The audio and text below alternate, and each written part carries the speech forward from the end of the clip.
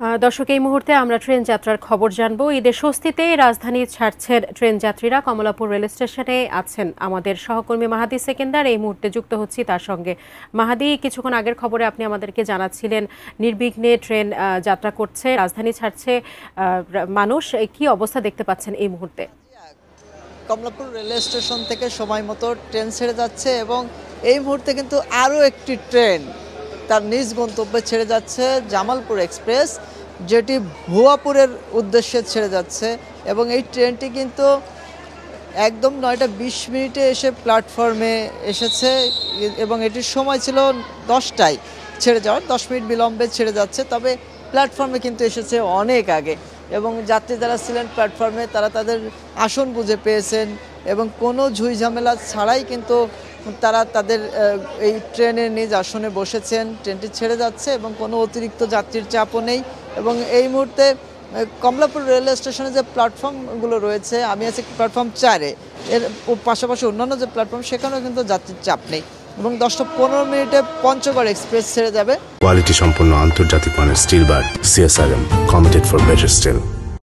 সেই ট্রেনটিও প্ল্যাটফর্মে এসেছে এবং যাত্রীরা বলছিলেন যে ঈদের যে স্বস্তির যাত্রা এবং ট্রেনে যে পরিবর্তনটি এসেছে, শিডিউল বিপর্যয়ের বাইরে এসে শিডিউল মেনে ট্রেন ছেড়ে যাচ্ছে, এই ধারাবাহিকতা আগামী দিনেও যেন অব্যাহত রাখে রেলওয়ে কর্তৃপক্ষ। এবং রেলের যে বদনাম ছিল শিডিউল বিপর্যয়ের, সেটি কিন্তু ঘুচিয়েছে রেলওয়ে কর্তৃপক্ষ। এবং এবারের ঈদ যাত্রার যে শুরু থেকেই কিন্তু ট্রেনের তার শিডিউল মেনেই যাত্রা করেছে এবং এই মুহূর্তে জামালপুর এক্সপ্রেসটিও যথাসময়েই তার গন্তব্যের উদ্দেশ্যে ছেড়ে গেল।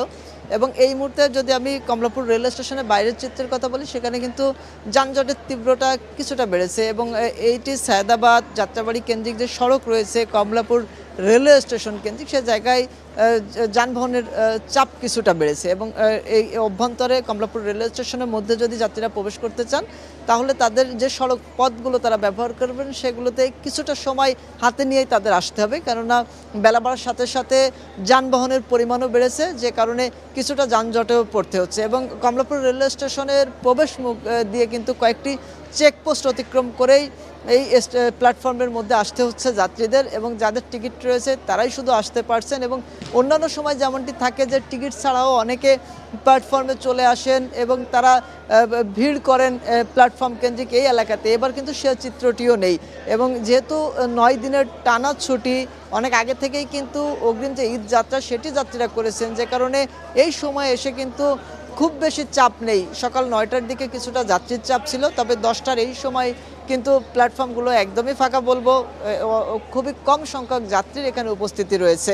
এবং যে ট্রেনটি ছেড়ে গেল সে ট্রেনে কিন্তু খুব বেশি যাত্রীর চাপ নেই। অন্যান্য সময় কিন্তু ট্রেনের ছাদের উপরেও কিন্তু যাত্রীরা বসে যাত্রা করেন জীবনের ঝুঁকি নিয়ে, এবার কিন্তু সে চিত্রটি নেই। এবং গত সংবাদে বলছিলাম যে রংপুর এক্সপ্রেসে সেখানে কিন্তু যাত্রীরা ছাদে ওঠার চেষ্টা করেছেন, তবে রেলওয়ে কর্তৃপক্ষ নিবৃত করেছেন এবং যেহেতু ভেতরে জায়গা রয়েছে তাদেরকে কিন্তু ট্রেনের ভেতরে এনেই যাত্রাটি করেছে রংপুর এক্সপ্রেস। এবং জামালপুর এক্সপ্রেসও তেমন চাপ নেই। তো সব কিছু মিলে স্বস্তির ঈদ যাত্রা এবং সেই যাত্রা নিয়ে সন্তুষ্ট যাত্রীরা। তো সাজিয়া, এই স্বস্তির যাত্রা নিয়েই কমলাপুর রেল স্টেশন থেকে স্বস্তির যাত্রার খবর ছিল আমার কাছে।